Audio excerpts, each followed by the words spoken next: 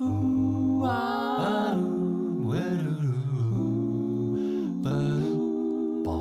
Shannon's Lumber Industry Update. Hello, everybody. Welcome back to the show. It is episode 155, and today we're going to talk about composite lumber. I'm obviously biased towards real, organically grown, just natural grown wood, solid wood. Maybe you can convince me to work with plywood because it's still solid wood, just really thin glued together. But I will admit that I have come around in recent years, especially since I started working in the commercial sector with J. Gibson McIlvaine. Composite lumber has its place. But here's the thing with composite lumber. It's come a long way, and it's definitely made a lot of missteps over the years, and it's definitely gotten better, but they haven't quite figured it out. And as a lumber nerd, as a woodworker, you're never really going to convince me that it's the best solution in the world. But in an effort to be somewhat unbiased on this show, I definitely think it's time to talk about it. And it's spurred on by a question by one of you. So again, thank you as always to everybody who asks questions and sends in questions. Please keep doing it. The show thrives, basically depends upon your questions. So go to lumberupdate.com. There's a contact form there. You can also email me directly at lumberupdate@gmail.com. Hit me up on Instagram at lumberupdateshow. And of course, if you really like the show and you want to sponsor it, consider becoming a patron. Go to patreon.com/lumberupdate and you can sponsor the show, and you can sponsor at the walnut level and get featured species stickers every single month. Or you can sponsor at the cherry level and just get a Lumber Update logo sticker that you want to stick anywhere on your Stanley, if you're one of those people, or on your car, if you're really cool, or on your workbench. Don't do it on your workbench. You'll plane it off. Anyway, let's move on with the show. I'm going to talk about composite lumber, but I do have some great feedback from previous episodes that I want to talk about. This is actually from Anthony. It was a comment left on YouTube. The show is an audio podcast originally, but there is a video version on YouTube. I'm recording video right now as I speak. So if you really want to see this ugly mug, or you want to see me supporting a University of Colorado polo shirt and, sing the fight song along with me, go for it. Anyway, Anthony said this was in response to sourcing like unusual woods, trying to find those weird woods. And he said woodworking shows are a great source for rare, unusual woods. Such as in Sydney, Australia, I can find desert woods like Gidgee or Mulga or highly figured Tassie or Queensland woods. The sellers often only sell through shows or directly. They don't have websites and things like that. And I'm so glad that Anthony brought this up, because I've had this exact experience at the Woodworking Show, TM, here in the US. You'll find that there'll be, whether they be online retailers or, brick and mortar retailers, obviously they want you to stop at their booth. So they will bring their craziest, most eye-catching stuff. That's when they bring out that block of pink ivory, or that, quilted bubinga or something. Weird stuff. They'll also find that it's easier to transport, like turning squares and things like that, because most people come to these shows and they're not planning to walk out with a giant slab, but maybe they'll pick up a turning square or a peppermill blank or a bowl blank or a small piece of craft lumber, like a 1/2 inch thick. It's easier for the seller to transport it, and it's easier for the buyer to carry it around the show for the next 3-4 hours that they're at the show. So it just makes a lot of sense for the unusual stuff to show up there. Every single time I've been to a show, like the Woodworking Show or even Woodworking in America, there is a lumber dealer there, and it's always their cool stuff. So excellent point. Thank you for sharing that. Another great way to find some of this, and another great way to start making contacts.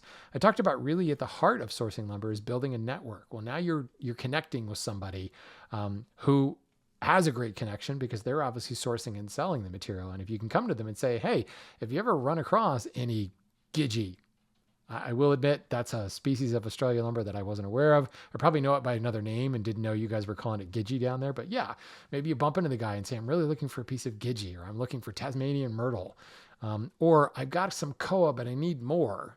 Can you recommend anything? And you can start to form that network. So excellent point. Thank you for sharing that. Next is A video that comes to me from Tyler, and this is in reference to the Plantation episode that I did a while back, where we talked about natural forests and plantations. And I did talk a little bit about some of the issues with plantation forestry and the monoculture type thing.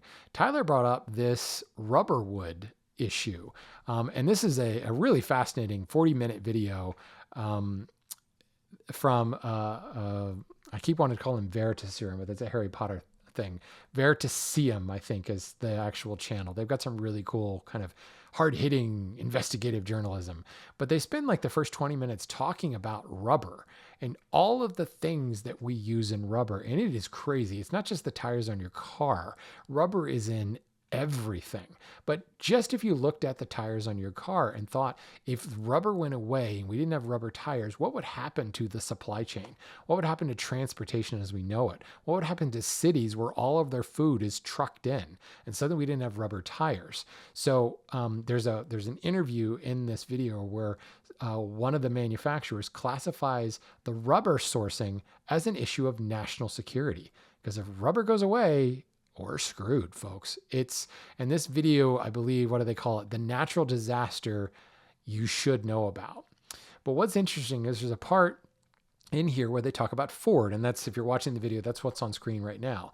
Ford obviously made cars, highly relied upon rubber tires. He saw the importance of the rubber coming from the Brazilian rubber tree. And that's where it comes. It still comes from the tree. They tap it like maple syrup to get rubber. He went down to Brazil and he set up a town called Fordlandia, bought I can't remember how many acres, a lot of acres, and planted hundreds of thousands of rubber trees. But the problem was Ford planted them way too close. And here's an image on screen where they're planted in typical rows, like, a plantation, but they were so close together that they were sharing a lot of the same sunlight, a lot of the same space, and a lot of the same root structure. And they got hit by the rubber tree blight. And these little black spots started forming on the leaves. And by the end of the day, the black spots were all over the leaves. And by the end of the week, the leaves were falling off. And very soon, the trees started to die. And they had images, and it was almost like a shadow passing over the plantation, where it caught on one end of the plantation, and those trees turned black and died. And that shadow crept its way across that plantation, like sun setting on it, and killed every last tree in that plantation. Ford moved that plantation further downstream, started up another town, and eventually that blight, the South American leaf blight is what it was called, took over and killed all of those trees as well. Now, that's the Brazilian rubber tree where it grows, and this is not an invasive insect, an invasive fungus. It's a fungus. It's a natural fungus. And the trees fight it off by being further spaced apart. If one infection happens, the other trees, through the fungal association, are able to, fight it off. I've got a YouTube video playing that just went to an ad, so I'm going to go ahead and kill that. But ultimately, planting too close in a plantation is what allowed that blight to take over. The naturally occurring natural forest rubber trees were still producing it, and they were able to fight it off through their fungal association in the national forest or natural forest. What's happened is rubberwood plantations have moved to Asia, and they're still planting them in plantation rows and close together like Ford did. But the blight that's native to South America has not made it over to Asia.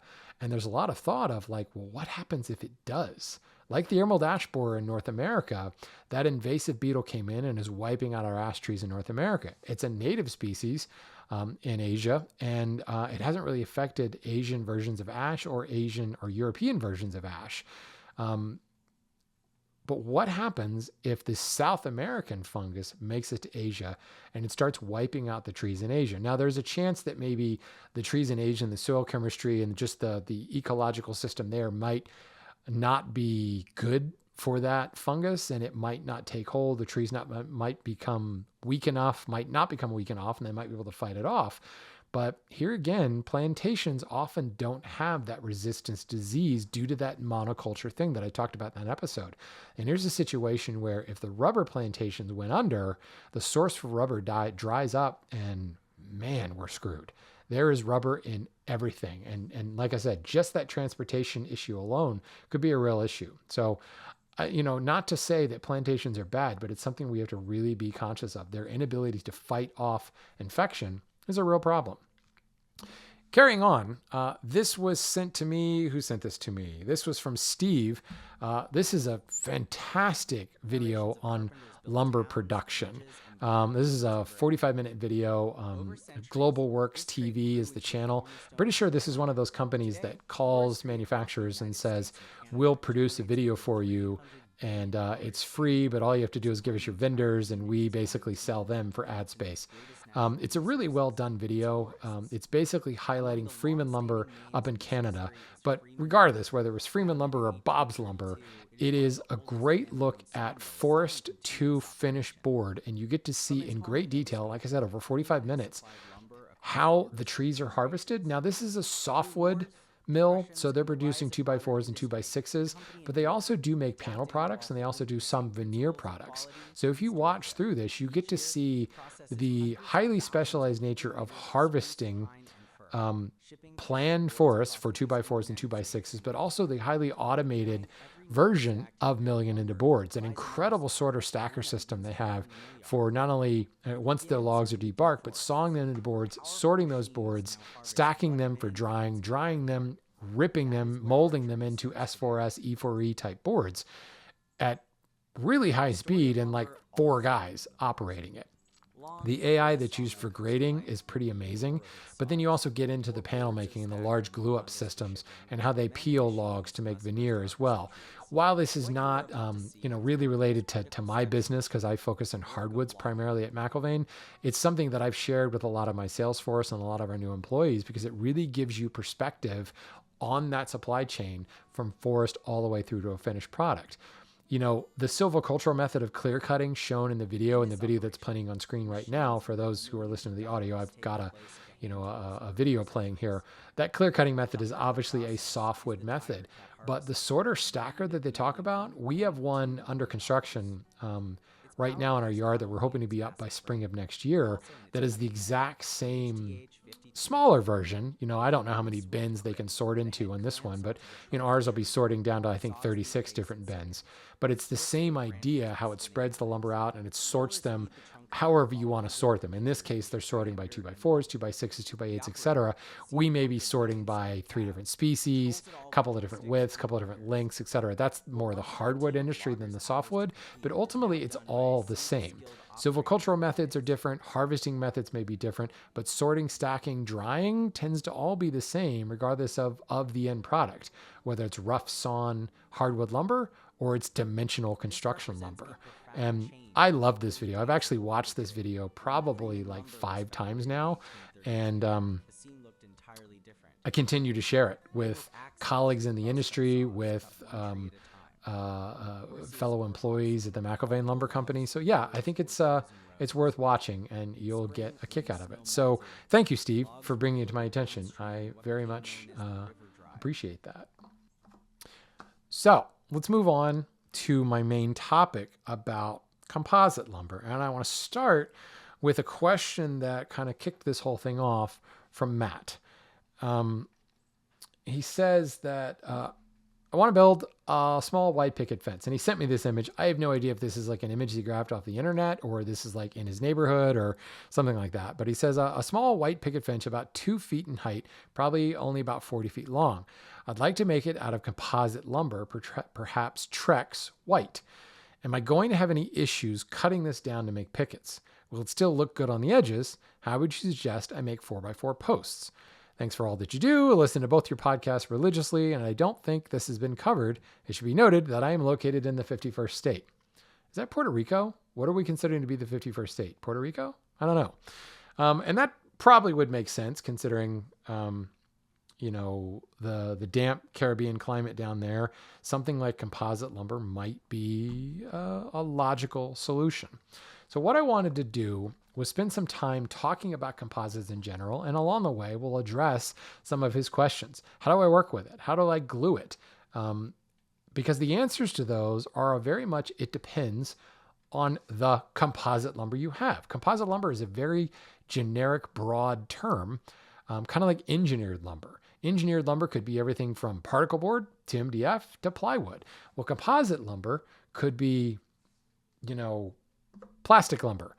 High density polyethylene, HDPE. And for those watching the video, I'm showing plastic lumber. We often see plastic lumber as pure HDPE, again, high density polyethylene, or sometimes couched as a recycled product. It is pure polyethylene. The recycled stuff can be, it doesn't have any wood grain at all, and it's bright dyed colors. Other instances, like the stuff I'm showing on screen, we have a product that has been embossed to create a wood grain, but we're also seeing, these garish blue and greens and things like that. That's your pure plastic polyethylene. But then you can run into more wood composite material. What's pictured here is a piece of composite capstock lumber. I believe, if I remember correctly, this is a Trex product. So capstock has some sort of wood flour base. And that wood flour, fiber, sawdust flour, etc., and a little bit of plastic like polyethylene or some polypropylene is mixed in, and it's formed into a board shape. This is similar to the HDPE, in that it's a solid piece, but HDPE is solid plastic, and the workability is going to be different from this wood flour composite, where yes, there is polyethylene in there, but there's also a fair amount of actual wood flour. So in many instances, it'll end up working kind of like MDF. But then they put a pure polyethylene capstock over top of it. In this particular image, this Trex product, I don't know which Trex product it is. And honestly, I'm not the best when it comes to their line of products. Fibron's got a whole line. Trex has got a line. Veranda's got a line. But the way we want to look at it is, how is that capstock rendered? So this is an image from New Tech. They have a line of composite products, and they've done a really good post on the different types of composite products. So thank you, New Tech. I'm sharing this video or sharing this image, and I will link to your site as a thanks for that. But on top, I've got first generation composite material. This is pure wood flour and polyethylene. It's bound together using polyethylene, wood flour, and this was the stuff that was kind of boring looking. It looked very plastic. It was very matte in color. There was no graining at all because it was just, it looked a lot like MDF. Next came the capped stock, where now I've got a wood flour core, and I've got a little bit of, I call this second generation. I've got a little bit of a capstock in there. They've upped the amount of polyethylene in the wood flour mix and basically reduced the wood flour. So there's more plastic than wood at this point.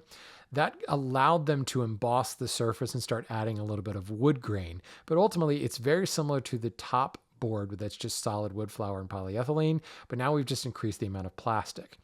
Now we move into the third generation, where we actually start to put a capstock on it. So I've got that wood flour, a little bit of a re-engineering of the wood flour from the second generation into the third generation. So it's doing away with some of the mold issues they were having with the wood flour, some of the color consistency issues they were having because the pigment was mixed into the wood flour. Well, now we've taken all the pigment out of that wood flour core. We've been able to add, antifungal things to prevent the mold, but then we put a pure polyethylene capstock on top of it. The polyethylene is highly refined, and the color can be highly consistent. It's also going to allow embossing to create wood grain. And now you've got a color fast product. So it took until generation 3 for the product to be really color fast. Fading was a real problem. Molding was a real problem prior to that. Mold as in fungus, not molding as in forming a beaded edge.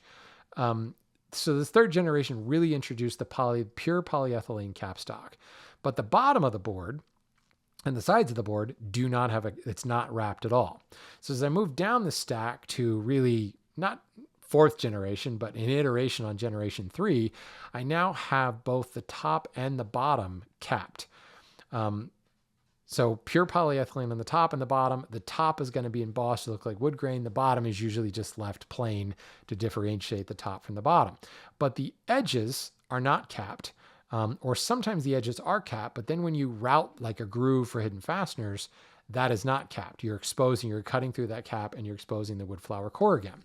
We move to the bottom of this stack to really the most expensive. You start talking about like Fiberon Sanctuary product or Trex top of the line product, where we have that wood flower core and the entire, and then it's molded into like your grooved or your rounded shape, and then the entire thing is capped. So I've got a cap on the top, bottom, sides, and it works into those grooves where your hidden fasteners go. So I've got this like fully armored piece that is completely color consistent, completely water repellent. There's no moisture getting into the capstock, except when you cut that board to length.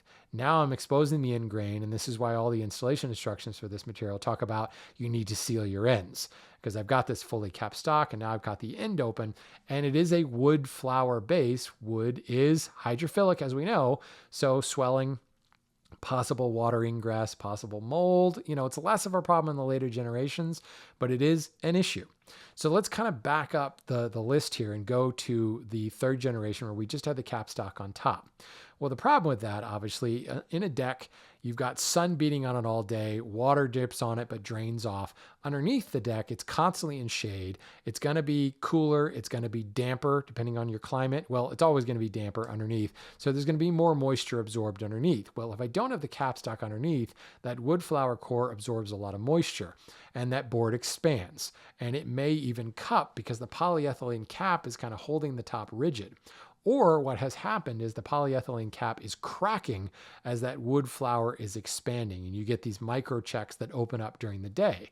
But those microchecks also allow a water ingress into the wood flower core, which can cause rotting and degradation, and started to cause mold again because the water was getting deep down in, not really capillary action, but just osmotic action into the center of the core. So then we come to D in this stack. And we've got the capstock on the top and the bottom, and we put it on the edges. But then we route that hidden fastener, and we've got a spot for water can sit.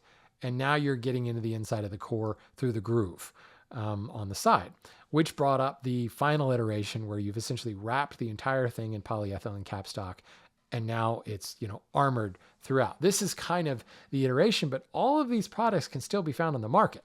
Some of them will have lots of caveats saying this product may mold, or it is not maintenance free. Maybe you could say the bottom product that's fully encapsulated might actually be maintenance free at this point. And they've been around a couple of decades at this point, so it's probably safe to say that those are maintenance free. But the minute you start cutting into them and exposing that core, you've got to take steps to ensure that they will be maintenance free over time. So these are the wood plastic composites, and the capped composites that have a mixture of polyethylene, pure plastic, and wood flower core. The other side of this is PVC. What is that? Polyvinyl chloride, I think. PVC is pure plastic throughout, and it is. Well, actually, let me back up a little bit and talk about the production. No. Let's just go straight into PVC, because really the production of the wood flower stuff is, high heat and pressure. You're like baking it into a brick, and then you're wrapping it in the polyethylene, and it's bonding, very, very. That was some of the problem with the early cap stuff, as the cap was delaminating. I think they pretty much fixed all of that now with molecular bonding. But you build a board and then you wrap it, depending on whether it's top, bottom, or fully encapsulated. The PVC comes along, and now I've got an extruded material. And some of the PVC, depending on whether it's trim or whether it's decking boards, sometimes they'll take PVC and kind of roll it out like you're making bread, and roll out these giant sheets. And in the process of rolling it, once they get it to the appropriate thickness, they're rolling it to maintain consistency across the entire sheet. And these sheets can be enormous, 20 feet wide, 30 foot long sheets.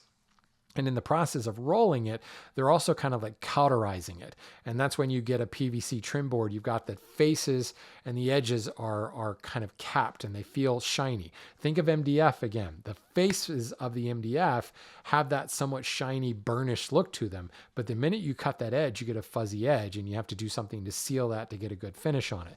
PVC is going to be the same way. Your edges are going to be slightly more porous. They're not going to have that burnished, smooth look on them, because that burnished burnishing happens during the production process. So you've got this giant sheet.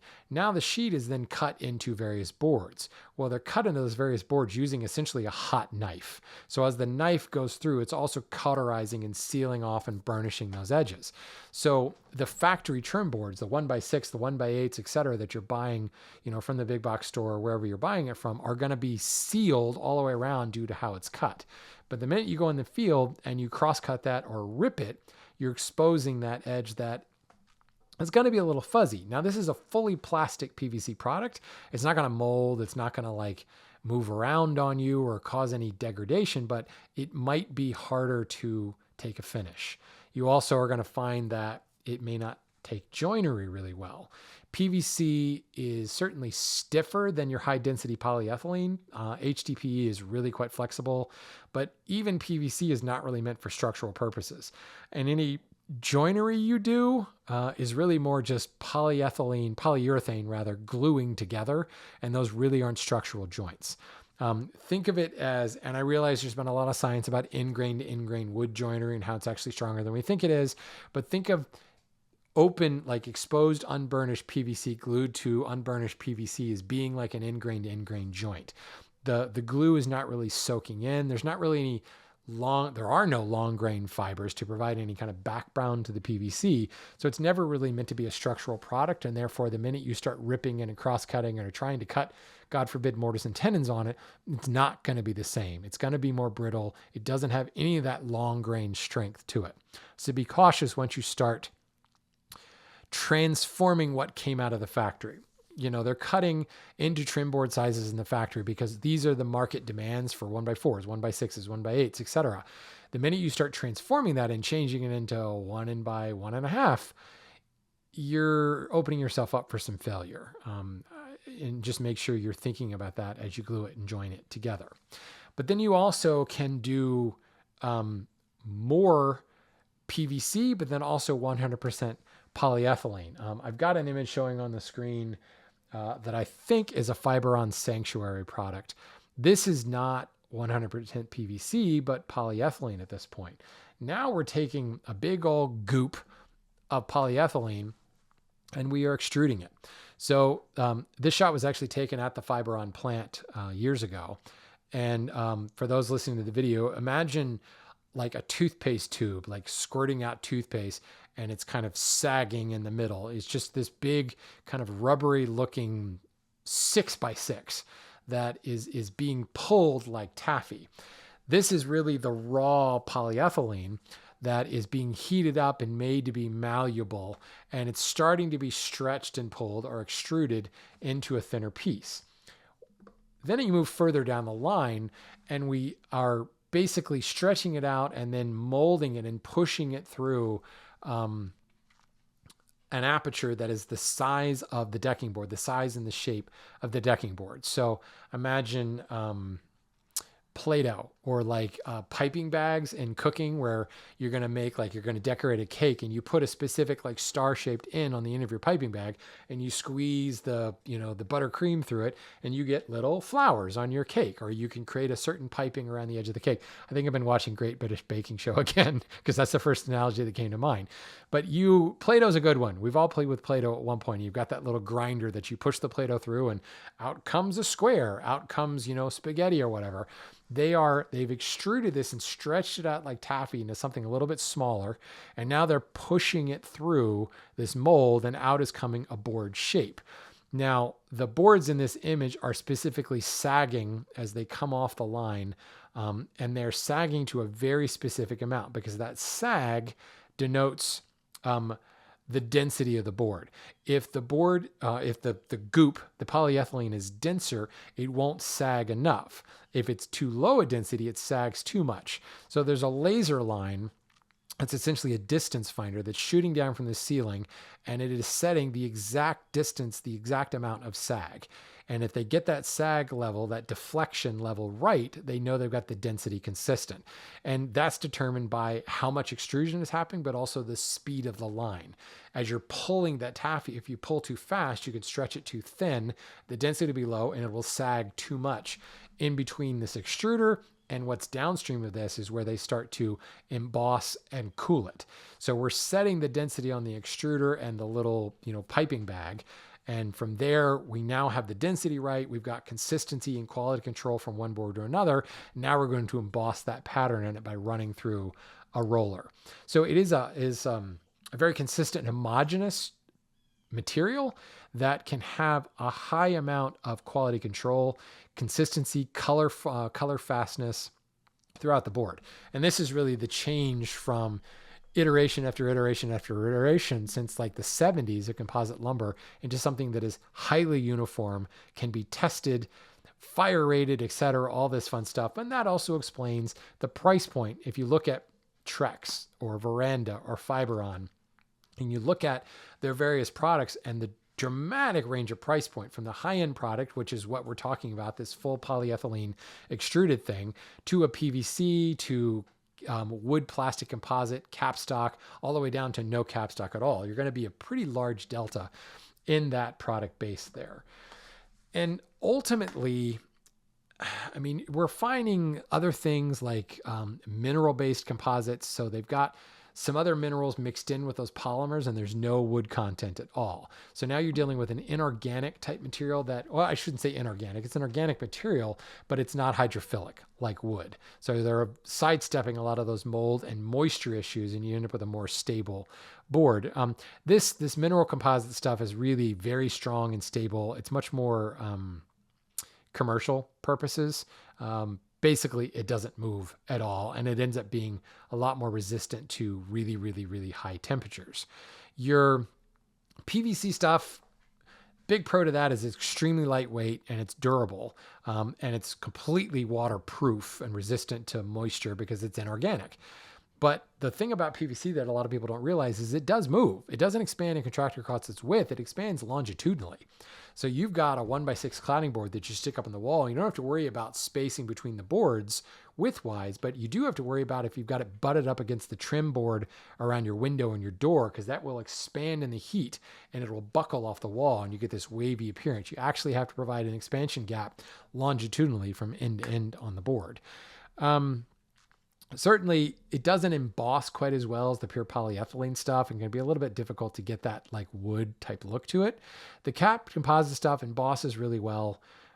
It works like wood because it is a wood flower core, but again, you're gonna have some moisture issues, less moisture issues than you would over just the pure wood plastic uncapped stuff.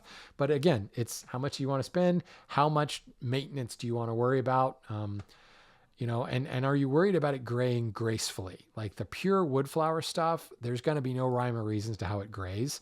It can be dependent upon, where the wood flower came from, what species the wood flower came from was what that color looks like, and the mixture. And from one manufacturer to the next, it comes down to their individual cocktail.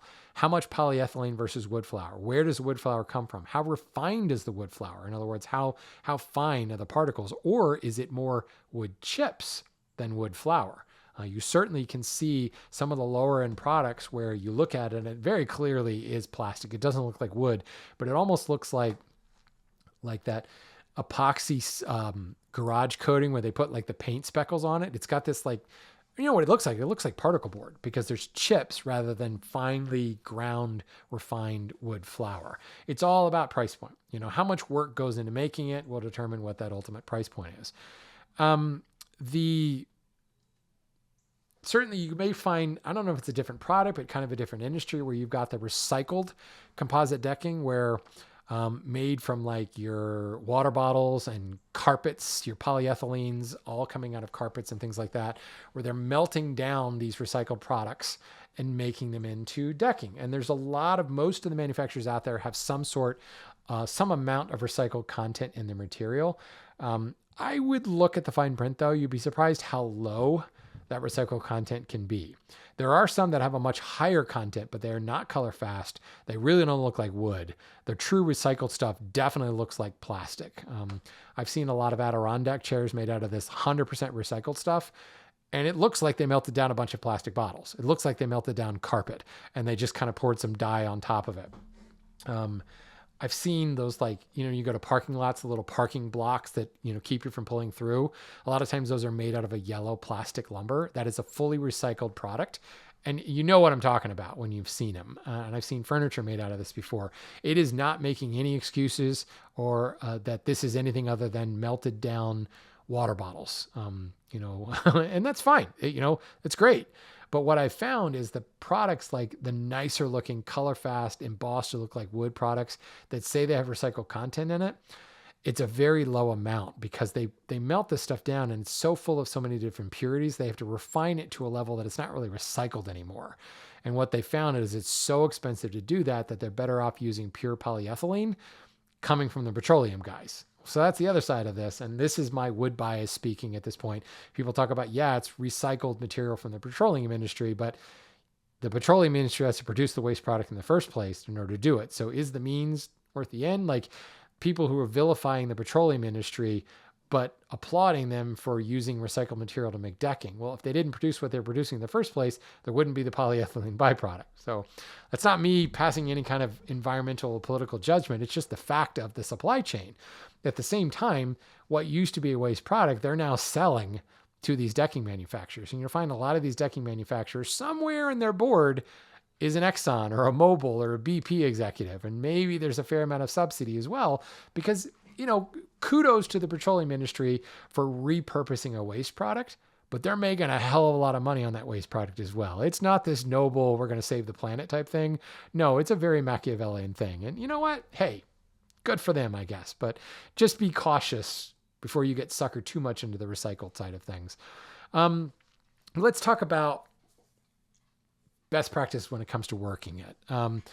This stuff is going to be different than wood as it's plastic. So you're going to want to use carbide blades for this to get clean cuts. The minute the blade starts to become dull, and there's a lot of heat generated when you cut this stuff, because there's polyethylene in everything. Even the pure wood flour uncapped stuff, there's polyethylene in that. It heats up fast and it will dull blades quickly. Heat is the enemy of sharpness. So carbide blades are certainly going to create cleaner cuts longer. When a blade starts to go dull, you're going to get melting of the plastic stuff. You're going to get chipping of the capstock. And you definitely need to cut slowly to prevent overheating. If you try to plow through this, you're going to force that blade through the wood, through the deck. And the same thing would actually be said for wood. If you try to force a dull blade through wood, you get burning, right? So you do need to slow down, keep your blade sharp throughout. From a fastener perspective, for the most part, this stuff does kind of hold fasteners like wood would, but you want to use specific fasteners for composite material. They're going to have different tooth patterns, different coarseness. They're going to have different penetrating heads and different amounts of unthreaded shank to allow to hold these boards down, because in general, the plastic lumber tends to be much more flexible. It loses the rigidity that can allow maybe a slightly loose fastener. That board, that solid wood board, is rigid enough to hold itself down, whereas the plastic will flex a little bit more, and you really need to rely upon the head of that screw driving that board tight to the joist or whatever you're joining it to. Certainly stainless steel fasteners or coated fasteners, powder coated fasteners, not so much for things like tannins and natural wood, but more of just it's outside, right? Pre-drilling, it's not really required, although you can see some splitting if you drill too close to the end. But since there's no wood grain, there's no long grain fibers, you don't really have to worry too much about it. And this is why using specific composite fasteners that will have actual cutting tips to them rather than just like a straight point. They will often have a pyramidal head to them that works very much like a birdcage jaw that will actually slice and cut as it goes in. They certainly have self-tapping threads that will also cut and form threads as it goes in. Those are very important. Don't just use a wood screw for this stuff. You'll find that it will cause a lot of burning. You'll probably break screws a lot as well. Composite lumber, it does expand and contract. The HDPE stuff, as it heats up, it expands in all directions. The PVC, as I said, expands longitudinally. The other stuff does have wood flour in it. Even if it's fully capped, there is some expansion and contraction happening in there because you've got a wood flour core. Now, the fully capped stuff is going to expand the least amount because it's held in place and you're not getting water, moisture into the wood flour. But again, those exposed ends, if left unsealed or not kept up on the sealant, water ingress goes right through the end, and you will see expansion and contraction. Obviously, the uncapped stuff, as I talked about, that was the real problem. So this material does need to be installed like natural wood, where you need to leave an expansion gap. Most of these materials are using hidden fasteners, and those hidden fasteners will set that 1/4 inch or 1/8 inch expansion gap on them. For the most part, we're really talking 1/4 inch expansion gap if you're installing a deck.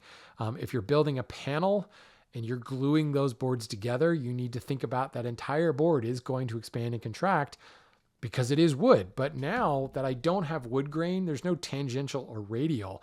The board is expanding volumetrically in all directions. Isometrically, I should say, it's expanding. It doesn't have that anisotropic nature of radial versus tangential. It is isometric. It's expanding, or isotropic, I guess I should say, expanding evenly in all directions, or maybe somewhat evenly. It depends upon the quality of the material. The higher, more refined stuff is going to be more homogeneous, where the less refined stuff is going to be less homogeneous and can expand differently from 1 inch to the next on the board. Again, kind of get what you pay for. From a support perspective, composite lumber is certainly heavier and much, much, much more flexible than wood. So you need to think about, if you're using a deck, joist spacing, how much spacing I'm going to need. And for the most part, 16 inches on center is going to be acceptable for decks. But if you're building something else, there's going to be a fair amount of flex there, and you need to make sure that you are building the support structure to handle something that isn't structural on its own. So in the case of a white picket fence, those pickets, they're not really structural, which is fine, but your rails, how much weight are you looking? What kind of span do you have between your posts? If you're building that out of composite, you're going to end up with a fair amount of sag, and that sag might end up getting supported by your pickets, in which case now your pickets could see some bowing. You could see some sag over time. So be cautious about that. It is not wood. It does not have that rigidity and that structural nature. You may need to use blocking or additional joists, doubling up things in some of those higher traffic areas or in the middle of a span to pull that off. Gluing it, again, you're not going to get a structural bond with glue. You're going to want to use polyurethane or maybe construction adhesive. This is definitely not a PVC world. I wouldn't even use resorcinol like epoxy. I would stick with polyurethane. You're dealing with a polyethylene core or a polyvinyl chloride core or cap. So using a polyurethane will bond to that. You're dealing with the same kind of organic chemistry at this point here. You definitely want to clean those surfaces and follow the glue manufacturer's instructions. You don't have to worry about wetting it like you would with wood, but you do want to make sure you've got a clean surface. You might end up with some residue from the manufacturer. If that board sat in the hot sun for a while, it could potentially be sweating some compounds. You want to wipe that stuff down before you apply your polyurethane. But in the case, the question was, how would I go about making 4x4 posts? You could essentially take material and face glue it together. While yes, it's not a structural joint, you've got a significant amount of surface area for that glue, and you're taking a post and you're sticking it in the ground. There's not a huge amount of structure in a white picket fence, but just so yeah, face glue it together. But if you're buying decking material for this, they may have eased edges. So you might want to specifically buy trim material that has a square edge so you can glue up that post a little bit easier. Imagine gluing a bunch of 2x4s together. You're going to get those little divots where the eased edges come together. And you may think, well, I can rip that roundover off, but now I'm exposing, if it's PVC, I'm exposing that kind of fuzzy interior, the unburnished interior. If it is a capstock, I'm exposing the wood flour core. If it's pure polyethylene or HDPE, yeah, you should be okay, but what a pain to cut all that off, and you could see a significant amount of melting. If it's an embossed wood, you're not going to see that embossing in the edges, and you're not going to be able to emboss it yourself. There's not really a hand embosser. You can maybe try to hand texturize it, but that's liable to cause an absolute nightmare. So think about that. Manufacturers are producing specific board widths and thicknesses to meet industry demand. And if your demand is so custom that you're going to have to go outside of that, it's probably more trouble than it's worth to use a composite material. There's really no need to paint or stain or seal this stuff because it's already sealed. If it's capstock, it's sealed with a capstock. If it's pure polyethylene or pure PVC, there's no reason to do it. The color is the color. I suppose you could paint it something different, but you're going to want to clean off the residue. The same thing we talk about before gluing it to do that. And you're going to want to use specialized paints that will adhere to things like vinyl siding. Choose the right finish to go on top of your substrate. But once you've painted it, I would be really cautious about washing it. Like pressure washing it, you could potentially wash the paint right off because you're not really getting a mechanical tooth between your substrate and the finish. And you certainly can't sand it to create a mechanical tooth. So be cautious there if you are applying a finish. If you wanted to do kind of edge profiles, any kind of routing or shaping, remember you're cutting through, if it's a capstock, your core is a different color. And that's going to show through. It's kind of like sanding through plywood. That's going to be a problem. And that polyethylene wood flour core may be water resistant, but it might look ugly if you route an edge onto it. I've seen people who've used capstock decking to make things like Adirondack chairs, and that kind of stereotypical kind of curvature across the back slots. Once you cut that curve in and then round that over, it kind of looks terrible because you've got this like capstock embossed look, and then it kind of fades into this darker wood flour that looks like, a sandwich basically. Now, if you're proud of the fact that you repurpose decking, cool. Like that's a whole aesthetic in and of itself, but recognize you're going to lose some of that look. Even for the pure PVC or polyethylene stuff, again, it's going to look slightly different because it's not going to have that embossed edge. It's not going to have that sealed edge to it like PVC. Other stuff like drilling, any pre-drilling or any drilling in general, your standard wood bits are going to work just fine. Again, be cautious of heating up too much, probably using lower rotations at a drill press or the lower speed on your cordless drill. To pull it off, you just want to avoid that heat buildup.